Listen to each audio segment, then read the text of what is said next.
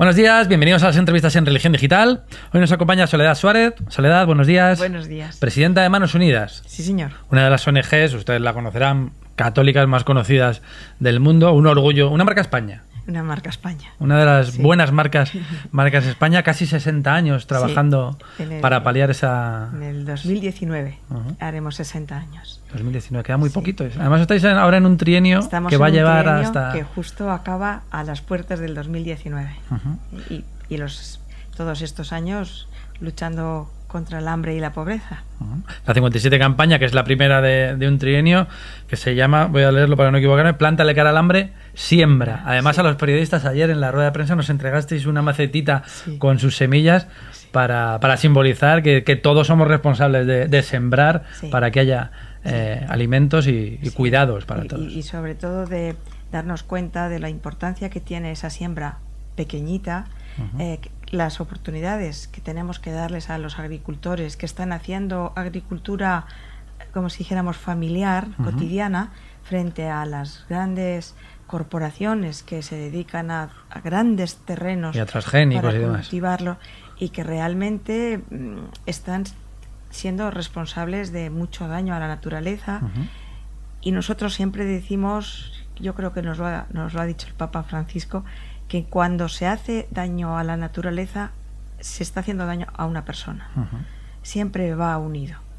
Además, este año la campaña contra el hambre se une en el tiempo a ese regalo, lo decías tú ayer y estamos de acuerdo todos, creo, que es la Laudato Si del Papa Francisco, que vincula, no sé si por primera vez no, pero es la vez en la que más claramente se ha dicho desde órganos oficiales de la Iglesia, ese vínculo entre naturaleza y desigualdades, entre el hombre como parte de una naturaleza y cuidar la naturaleza para cuidar también el hombre, paliar el hambre, paliar la falta de alimentos. Yo creo que es importante, sí creo que es la primera vez que en vez de ponerse al hombre como que tiene que cuidar a la naturaleza, usarla, aprovecharse de ella con respeto, y después de la Laudato Si le estamos viendo al hombre como un componente más de la naturaleza.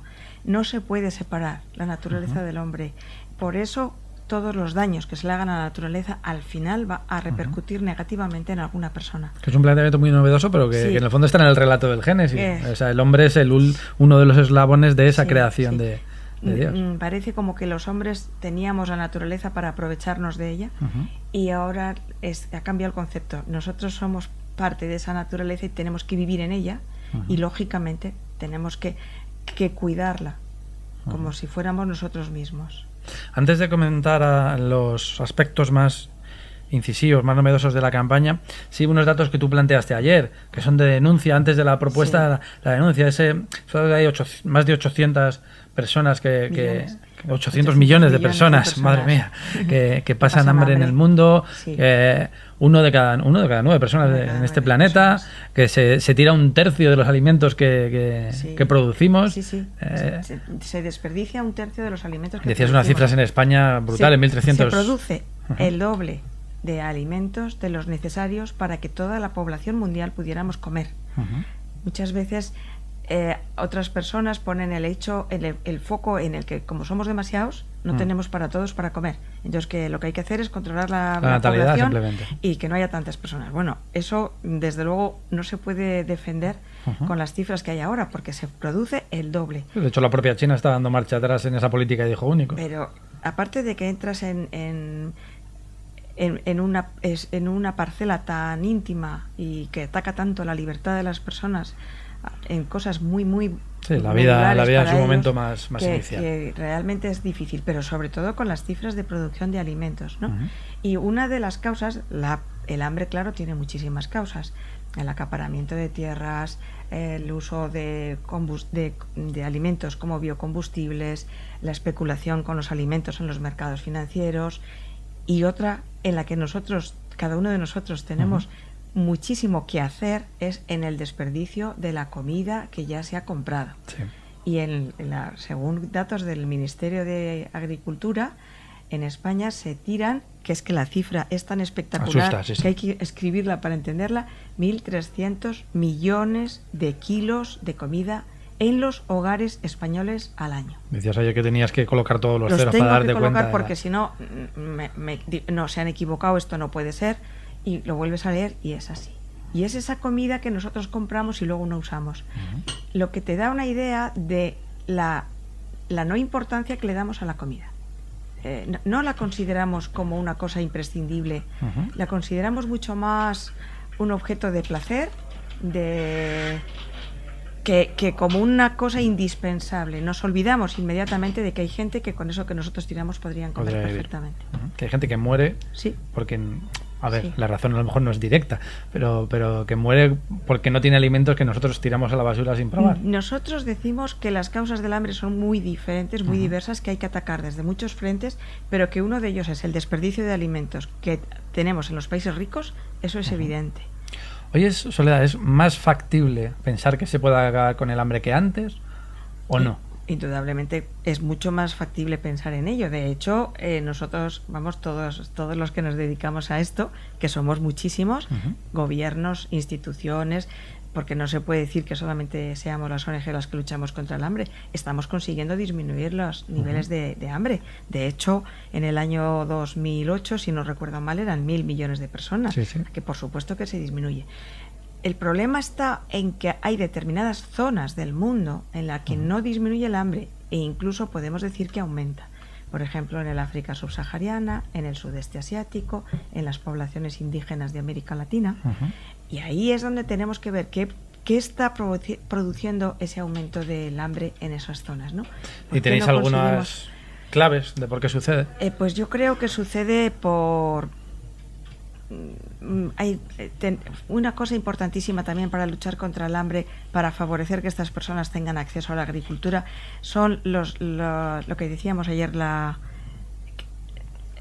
una buena política entre gobiernos. Es decir, que haya unos pactos entre los gobiernos de los países desarrollados y los que están en vías de desarrollo que sean favorables a los países más allá de un pago de una deuda, sino de una, mucho más, inversión mucho más, y que se les respete sus tierras, que no se invada esas tierras que dedican a cultivo pues para hacer una extracción minera, una extracción petrolífera, un sembrar de biocombustibles, que además al final son energías que van a consumir en los países ricos ya, ¿no? Hace un tiempo me comentaba alguien que China estaba comprando terrenos en África a cambio de construcción de un estadio olímpico o de inyecciones económicas. Al final, claro, se está cultivando la tierra, pero con un tipo de cultivo propio para... Y no solamente China, hay muchos países que compran tierras en África, hay muchos países que compran tierras en América.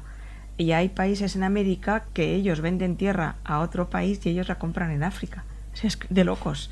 Totalmente. Nosotros en el estudio que tenemos hecho sobre seguridad alimentaria hay un capítulo dedicado al acaparamiento de tierras y aquí te ponen unos mapas en los que dicen Estados Unidos compra tierras en Argentina y Argentina se va a comprarlas a África. O sea, que si hiciéramos un mapa de territorios existe. legalmente comprados, existe. Veríamos, y lo pusiéramos por colores, veríamos, yo qué sé, que Estados Unidos tiene unos territorios... Es que estamos viviendo una política y unas cosas de absoluta locura. La colonización del cultivo, que al final es la colonización del hambre. Corea del Sur ha comprado enormes extensiones en Madagascar. Ellos tienen un problema de tierra, claro, a la hora de cultivar. Y lo que hace es llevar a Madagascar a su gente y sus semillas, de manera que cultivan esa tierra que han comprado y en el país no queda repercute absolutamente para nada, ningún beneficio. Entonces dices, hombre, algo estamos haciendo mal. Sí. Y esa es la denuncia que tienes que tener, porque nosotros siempre pensamos que tienes que estar informado de lo que sucede para luego poder decirle a tu gobierno: no quiero que hagas esta política, quiero que hagas esta otra. Porque nosotros tenemos la facultad de poder. ¿Nosotros también lo hacemos? Quiero decir, ¿nosotros España? Sí, también compramos tierras. ¿Sí? ¿Sabemos dónde tenemos...? En una proporción mucho más pequeña, pero sí compramos tierras. No te lo puedo decir exactamente, creo que es en África, en una proporción mínima, ¿no? Pero sí compramos tierras. Curioso. No tanto el gobierno español como empresas españolas. Hablas de los acuerdos entre países. Ahora, este año pasado, se llegó al final de los famosos objetivos del milenio. Se han modificado por otros objetivos que intuyo que al menos es lo que me pareció de hablar con algunos de vosotros, que que sois bastante más optimistas en su cumplimiento que con los objetivos de 2015. Indudablemente los objetivos del 2000, los objetivos de desarrollo del milenio, fueron una herramienta importantísima para luchar contra la pobreza. Yo creo que lo fundamental fue que 189 países firmaron aquello. Fue la primera vez como que una eso toma sucedió. de conciencia. Tuvieron muchos defectos esos objetivos de desarrollo del milenio, entre otras cosas que estaban pensados desde los países del norte para ejecutarlos en los países del sur. Y eso no se puede hacer nunca en cooperación. Claro. Entonces, en estos... Es una suerte de neocolonialismo, de la solidaridad, o como lo quieras llamar. Claro. Y además es que tú no conoces las necesidades de esos países y estás dándoles soluciones y estás coartándoles su capacidad de ellos trabajar. Eso, algo que Manos Unidas no hace jamás. Sí. Lo de las contrapartes, que ahora hablaremos de ello. Jamás. Nosotros vamos imponiendo una solución, esperamos a que ellos nos den la solución y luego la trabajamos juntos. Porque esa solución que te proponen, pues a lo mejor se puede mejorar, se puede modificar de alguna manera, pero es la suya. Y ellos están priorizando sus necesidades. Y en estos objetivos de desarrollo del milenio, el fallo fue ese. Otro fallo fue que no se contempló la sostenibilidad de la naturaleza. Y se han podido producir muchos daños a la naturaleza intentando desarrollar estos países. Yo creo que estos tienen una excesiva complejidad. Porque otro gran fallo que tuvieron los ODM fue que no fuimos capaces de que la sociedad los asumiera como propios. O sea que probablemente eran demasiado concretos y demasiado no sé si demasiado ambiciosos, porque los objetivos que se marcaron eran los que... Pero eran muy fáciles de explicar.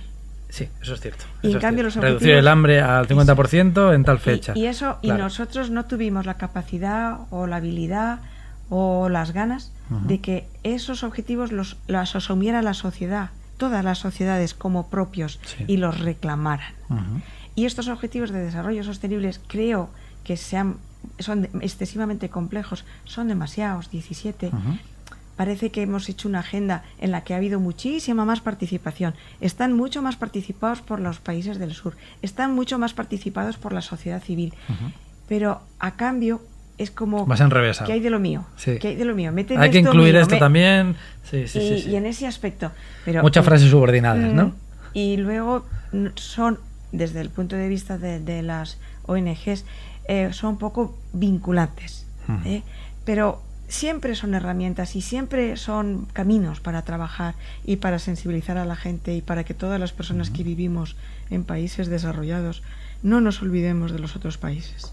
Manos Unidas, lleváis trabajando en muchísimos países durante casi 6 décadas. Este pasado año habéis trabajado, creo que eran casi 600 proyectos. No, lo que hemos hecho ha sido aprobar 600 proyectos, pero los proyectos no son de un año, duran más, están vivos más tiempo. Entre 3 y 5 años. Sí, 5 es difícil, entre 1 y 3 es lo más habitual, y la mayoría 2 años. Entonces, nosotros aprobar en la comisión permanente, los que nos mandan al área de proyectos, aprobamos 600 a lo largo de un año, pero abiertos podemos tener 1.400. Claro, los que no se han cerrado, los se van cerrando. Estamos hablando de 2 o 3 años. Sí. Y como alguno tenga un problema que hace que se tarde más en cerrar. ¿Cuántos países estáis? En 60 trabajamos. Lo que pasa es que en algunos de una manera muy simbólica. Por ejemplo, en Nepal, que no trabajamos, pero nos pide algún socio nuestro que a lo mejor está en la India, mira, apóyame en este proyecto, y se lo hacemos. Pues es otro país, ¿no? Por ejemplo, países en los que en Ghana. En Ghana trabajamos, pero de una manera muy simbólica, ¿no? En África, bueno, pues qué te voy a decir, trabajamos en Burundi, en Marruecos, en Kenia, en Sudán, en Etiopía, en Camerún, en Benín, en Togo, en Congo, de una manera muy continua, ¿no? Y luego tenemos otros países, en Mauritania, en Libia no trabajamos, en Argelia también, pero menos, en Somalia no nos dejan trabajar, en Madagascar muchísimo, en Tanzania, y luego tenemos, por eso es verdad que decimos con orgullo que en 60 países, pero no de una manera menos intensa. Tú que tienes que viajar por tu cargo mucho a esos países, ¿el riesgo de burocratizarse existe? De llegar allí y tengo que hacer el papeleo y tal, o tú te sigues emocionando cuando cuando ves esas realidades? Sería imposible si Yo, no además, seguir haciendo este como trabajo. No voy de burócrata, no me burocratizo nada. Me refería, bueno, pues eso, a ir en plan a reuniones, a aprobar proyectos, firmar y salir de aeropuerto en aeropuerto, vaya. No. Yo eso no lo hago, porque entre otras cosas no es mi misión. Voy a enseñar proyectos, a lo mejor voy a cerrar un convenio, y entonces indudablemente tocas tejido, te alegras con ellos, pero los técnicos de proyectos de Manos Unidas que van al país de burocracia tienen lo indispensable, porque desde luego lo que hacen es ver, tocar y luego controlar. Controlar, y para controlar necesitas la burocracia. Claro. Me tienes que enseñar esta factura que me estás dando no me sirve. Y esa burocracia es indispensable porque nosotros aquí tenemos que dar cuenta. Rendir cuentas, lo más transparente posible. Ahora que se lo pedimos también a los políticos, las ONGs han sido un ejemplo. Las que funcionaban bien, que eran la mayoría, han sido un ejemplo. Y explicamos dónde está, ¿no? Hasta cuando tenemos un fallo decimos, mire usted, esto ha fallado. Y en muchas ocasiones nos devuelven el dinero, en otras se pierde, pero no en un tanto por ciento mínimo, pero mínimo. No, la transparencia es una mínimo, y luego sabemos constante. Exactamente lo que ha sucedido. Por eso los técnicos nuestros, cuando van a visitar los proyectos, suelen ser viajes de entre 15 y 20 días. Yo me refería más a la emoción. La emoción es claro, al final viajas mucho y quieras que no, pues... No te habitúas. No te habitúas para nada. El cariño con el que te reciben, las gracias que te dan, que a mí siempre me avergüenzan las gracias que te dan, porque dices, pero ¿cómo me vas a dar las gracias a mí si tú estás aquí dejándote la piel con nuestros socios locales, ¿no? Que son los que trabajan a pie con estas poblaciones, ¿no? Y yo no pierdo la emoción nunca. Háblame de esas partes, porque una de las cosas que definen el trabajo desde siempre, Manos Unidas, y que han copiado otras ONGs después, gracias a Dios, es que no es el hombre blanco que llega a un sitio a arreglar la situación. Voy a construir un puente porque me apetece y tengo un contacto que es un arquitecto y tal. Vamos a los sitios donde os llaman o hay unas necesidades con gente de allí que trabaja en su propio desarrollo. Normalmente, Manos Unidas, esto lo estamos haciendo además desde el principio que nos fundaron aquellas mujeres utópicas y fantásticas. Y la frase es la subsidiariedad. No hagas nada por el otro que el otro pueda hacer por sí mismo. No hagas nada. Tenemos, claro, después de tantos años como llevamos trabajando, una multitud de entidades, la mayoría de ellas de tipo religioso, son congregaciones de misioneros que están viviendo con la población, viviendo como hermanos con ellos y detectando necesidades y detectando posibles soluciones.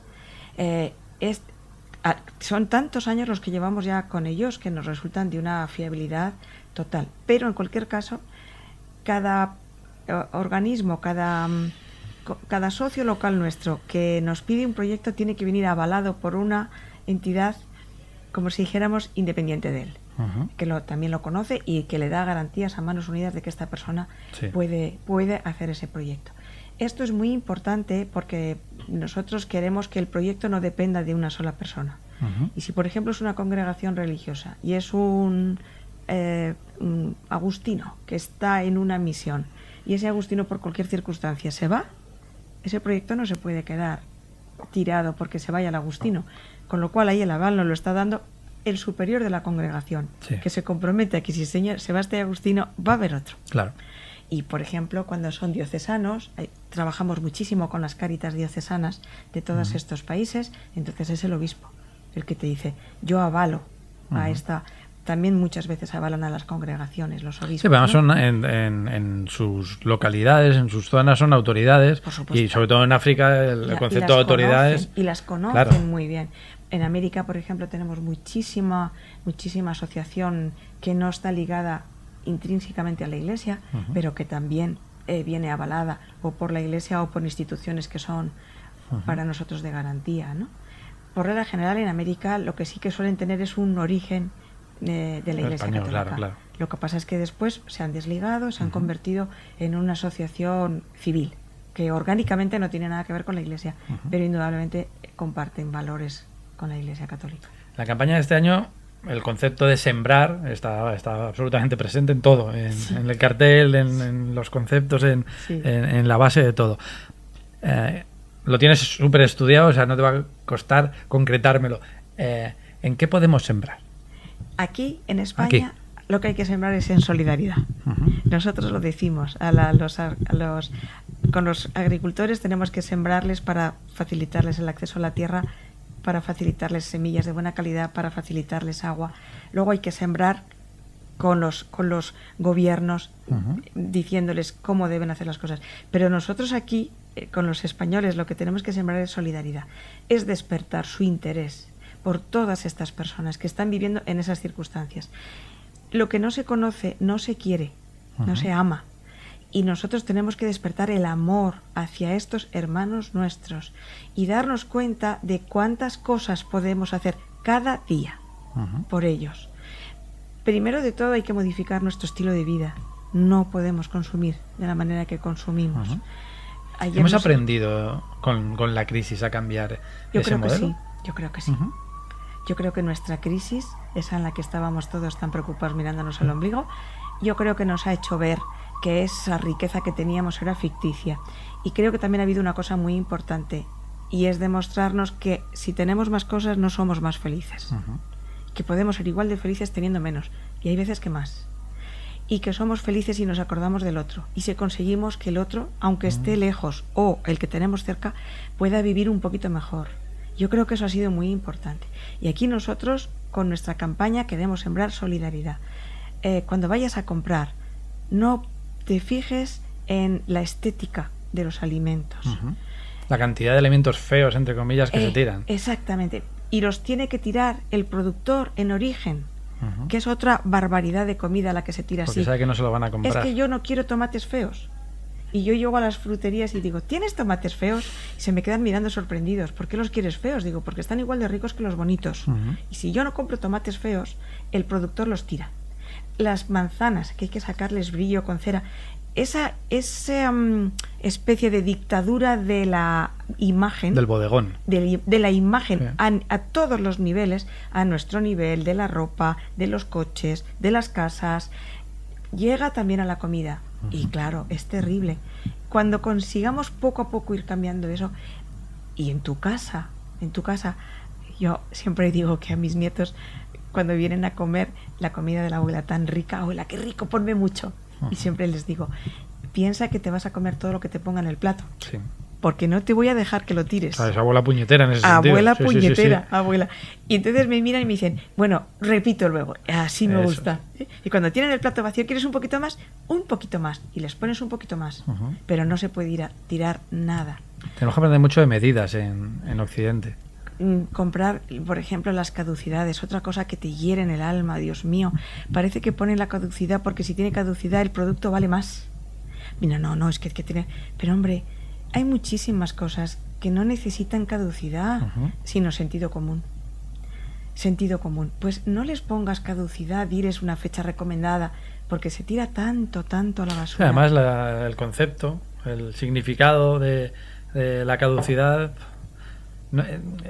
si fuera una recomendación de consumo sería... Sí. El lenguaje es muy interesante, es que muy es importante. Muy importante, pero sobre todo que le damos como un valor añadido si tiene caducidad. Es que esto es perecedero, hay que tener cuidado con él. Y entonces ya vale más. No, esto no vale porque tenga o no tenga caducidad. Vale por lo que te nutra, por lo rico que está, pero ni siquiera por lo bonito que te lo presenten. Y de esa manera convertimos la comida en un material de negocio, de ganar dinero. Y eso es un gran problema.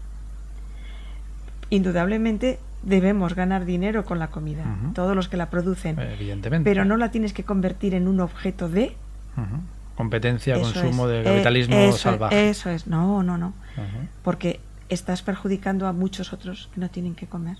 Además de la concienciación, además de ese cambio de modelo productivo, ¿qué más podemos hacer? Cada uno en nuestra casa, porque las grandes obras a cada uno se le quedan como muy lejos. Lo que podemos hacer cada uno en nuestra casa, yo también otra cosa que digo siempre es, por favor, infórmate. Coge boletines de Manos Unidas o de cualquier otro. Entra en la web, manosunidas.org. Entra en la web de Manos Unidas y preocúpate. Por ejemplo, fíjate qué ejemplos tenemos. La crisis de los refugiados que han venido a las puertas de Europa. Y a mí me decía la gente, ¿vais a hacer algo con los refugiados? ¿Quieres que te dé un donativo? ¿Habréis abierto una cuenta? Y yo me les quedaba mirando y digo, ¿sabes los años que lleva Manos Unidas trabajando con los refugiados? Lo explicabas ayer en Jordania. ¿Cómo? Pero si es de ahora, digo, no. Los refugiados en Jordania y en Congo, en Sudán, en Líbano. Uh-huh. Los de la guerra de Irak y de Siria. Sí. Llevamos atendiendo a los de Irak 10 años y a los de Siria 4 años. Lo que pasa es que no tienen dinero más que para llegar al campo de refugiados de Jordania o de Líbano. Estos refugiados que están viniendo a Europa, no tienes más que verles. Uh-huh. Yo les digo a la gente, estos señores que vienen no son pobres. ¿Y cómo sabes que no son pobres? Tienen dinero para llegar hasta ahí. No, los niños tienen chupete. ¿No te has dado cuenta? No me he fijado. Mira las fotos. Uh-huh. Los niños tienen chupete. Cosa que me parece perfecta, claro, pero digo, este niño no es pobre. Los niños pobres no usan chupete. Estos niños vienen en sillitas. Sus padres no son pobres. Uh-huh. Huyen de la terrible drama que es la guerra. Uh-huh. Otra cosa que podemos hacer desde aquí, presionar a los gobiernos. Hay que acabar con la guerra uh-huh. de Siria y de Irak. Hay que acabar con la guerra. Políticamente hablando, póngase usted en serio, porque estos refugiados tienen que volver a su país. Uh-huh. Tienen que volver. Todos se van queriendo volver. Sí. Por favor. Es otro de los errores que cometemos, pensar que la gente viene aquí a robarnos el trabajo o a ocupar nuestros sitios. En un campo de refugiados, ya está. La gente no se va de su casa porque quiere. Un campo de refugiados es una cosa terrible. Uh-huh. Terrible. Primero, a los campos de refugiados llegan la sociedad que está huyendo. Y en esa sociedad los hay buenos, malos y regulares. Sí. Y en esos campos de refugiados hay violaciones de niñas, hay robos, hay abusos. Porque los que van uh-huh. no son buenos. Los hay buenos, malos y regulares. Lo que tiene un poco también nuestra respuesta, ¿no? Las vallas, los muros, el olvidar de repente que hay un problema. Yo no sé si están muriendo o no están muriendo personas, pero en Centro Europa el frío, el invierno es muy duro. Tiene que ser muy duro, tienen que estar pasándolo muy mal muchísimas personas. Sobre todo, han tenido que salir de su país. Uh-huh. Y lo que hay que hacer, conseguir que vuelvan. Y para conseguir que vuelvan tiene que haber paz. Y la paz es un tema político. Y tenemos que presionarles a nuestros políticos y decirles, hagan ustedes todo lo posible para que haya paz. Uh-huh. Y hay que decirlo a los gobiernos que sea. Y del signo que sean, y de la religión que sean. Y de la religión que sean. Uh-huh. Hay que trabajar por la paz. Entonces conseguiremos que esto no suceda. Papa Francisco está machacón con el asunto, a Dios gracias. El domingo pasado volví a repetirlo. Es un tema complicado porque cuando entran en conflicto cuestiones relacionadas con la guerra y en esa zona el conflicto religioso, falso o no, está ahí latente.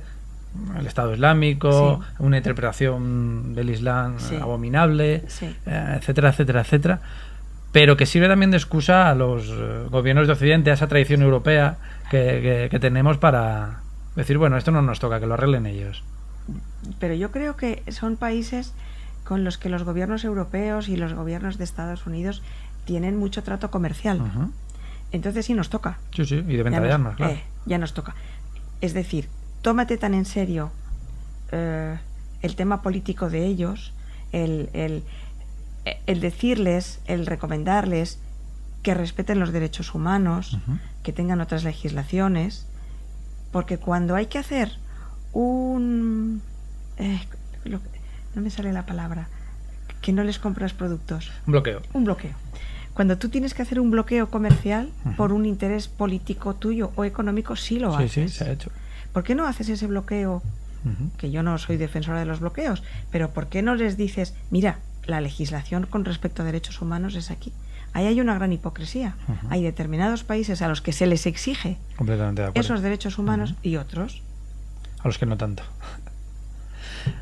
Además de esas actitudes, siendo concretos en el caso de la campaña Manos Unidas, mírame a la cámara y dile a nuestros los que nos están viendo, los que nos están escuchando, ¿qué pueden hacer para ayudar, colaborar con esta campaña y con Manos Unidas?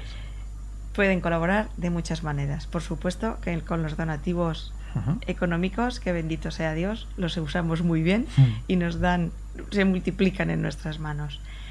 Con la preocupación permanente. Yo a todas las personas les digo, piensa cada día un poquito en estas personas. un poquito, entérate de cómo viven, por qué viven así, las riquezas que tienen, por ejemplo, los países en África. ¿Por qué teniendo esas riquezas luego la gente se muere de hambre? Los motivos que hay para todo esto. Cambia tu estilo de vida, consume menos. Todas estas cosas pueden hacer los españoles. Infórmense, además. Manos Unidas tiene una página web espectacular, y la de la campaña también, manosunidas.org. Entren en los materiales de la campaña, repártenlos, léanlos con los niños. Hay actividades de todo tipo. Sí, hay actividades para los niños preciosas. Hay un material educativo con unos cuentos preciosos. Y los niños son unas esponjas que lo... Material formativo, ¿no? No piensen que van a entrar allí y van a encontrarse fotos de cadáveres o cosas así para echarte para atrás y deprimirte. No. La realidad es muy dura, pero se están haciendo muchísimas cosas y eso también aparece. Nosotros además tenemos un código de conducta respecto a las imágenes, ¿no? Y creemos que las personas todas tienen una dignidad que hay que respetar. Y si a mí no me gustaría que me sacaran una foto cuando estoy pasando por determinadas circunstancias, creo que a ellos tampoco. Y esto... Sí, las fotos de Manos Unidas están muy cuidadas, además todas aparecen con su permiso. Los periodistas un poco... Sí, es complicado. Sobre todo vas a un país, vas a África, vas a Benín, a mí me ha pasado, y llegas y es unos niños preciosos y dices, pues voy a sacar una foto, pues están guapísimos. Y es verdad que están guapísimos, pero dices, si llega alguien a mi casa y a mi país y quiere sacar fotos de mis niños en el colegio, aquí hay una serie de permisos, tienen que salir pixelados, tienen que tener el permiso de la familia, y luego, etcétera. Además que muchas veces los periodistas, yo cuando viajo con vosotros lo hablamos mucho, ¿no? Y me dicen, es que tú no te puedes imaginar la foto de ese niño ahogado en la playa, una imagen vale más que 1000 palabras. Digo, pero no deja de ser un niño, un cadáver de un niño. Es verdad que esa foto era muy respetuosa y que realmente era muy impactante, pero en otros casos yo digo, yo veo muchas fotos cuando se hace publicidad de algunas ONGs que me duelen y digo, esta foto no tenía que haberla usado. No aporta. No aporta, porque el niño está demasiado triste, demasiado malito, demasiado desnutrido.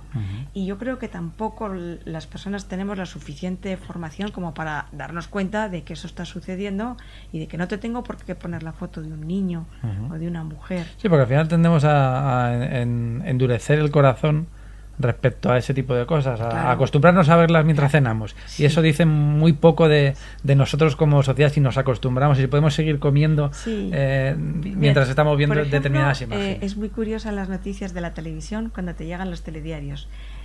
Hay una de estas dramas, de unas de estas desgracias y te lo ponen 1, 2, 3, 4 días y ya lo quitan. Ya a lo mejor a la semana. ¿Se acuerdan ustedes? Porque esto sigue aquí. Pero en cambio todos los días te cuentan cosas de la Liga de Fútbol en España. Sí. Eso no cansa. En cambio el otro parece como que tiene un nivel de saturación, ¿no? Tiene nivel de saturación y de las emergencias y las malas noticias que siempre llaman, lo espectacular. Pero bueno, eso es un debate que los medios de comunicación deberíamos reflexionar muy en serio. Lo que pasa es que también es una y las empresas de la sociedad, ¿no? comunicativas española. Entonces eso es lo que hay que ir modificando un poquito. Yo recuerdo siempre a Justo Lacunza cuando nos hablaba del Islam en Manos Unidas. Nos ponía un ejemplo, dice, en Irak se murieron 60 personas en un atentado y en ese telediario esa noticia emplearon 16 segundos para darla y estuvieron 6 minutos hablando del muslo de un futbolista. Dice, no os digo qué futbolista era, no hizo falta, todos sabíamos a quién se refería. Lamentable, pero es así. Pero es así. Entonces quizá eso también sea lo que pueden colaborar con Manos Unidas, pidiendo más información de lo que está sucediendo en el mundo, también de las buenas noticias, también de cuando hay adelantos, también es que este mundo es muy grande, mucho más que el nuestro y pasan muchas cosas. Y algunas de ellas buenas, muy gracias buenas. A actividades y a personas y a organizaciones como Manos Unidas. Plántale cara al hambre, siembra, lema de la 57 campaña de Manos Unidas. Hoy es jueves 11 de febrero, mañana viernes 12 de febrero pasan dos cosas en la iglesia importantes. Una, que el Papa se va a Cuba y México, y que es el día del ayuno voluntario. Sí, es el día del ayuno voluntario, que siempre hay una frase tan bonita que dice, ayuna tú porque quieres para apoyar a aquellos que ayunan aunque no quieran, ¿no? Y es un poco, primero, meterte en la piel de esa persona y ver lo que es sentir hambre. Y luego, eso que te estás ahorrando, en no comerlo, ese dinero, hacer un donativo. Yo creo que es una idea muy bonita. Mañana nosotros en Manos Unidas hacemos un desayuno voluntario. Muy interesante. Nos juntamos todos a las 11 y leemos el manifiesto y nada, tomamos un poquito de pan y otra cosita como manifestación de hacer ese desayuno. Una imagen que es impactante y que demuestra lo que estáis haciendo en todo el mundo. Soledad, ha sido un auténtico placer. Ojalá la campaña sea un éxito y ojalá antes de que tú y yo dejemos de estar donde estamos podamos tener una entrevista en la que digamos, señores, el hambre no existe. Es una utopía, pero ya sabes que yo siempre digo que las utopías son aquello que te hacen ponerte en pie y caminar hasta alcanzarla. Sería impresionante ese titular. Que, la gran noticia. La gran noticia. Muchísimas gracias, Soledad. Gracias, Jesús. Y a ustedes pues les esperamos en nuevas ediciones de las entrevistas en Religión Digital. Muy buenos días.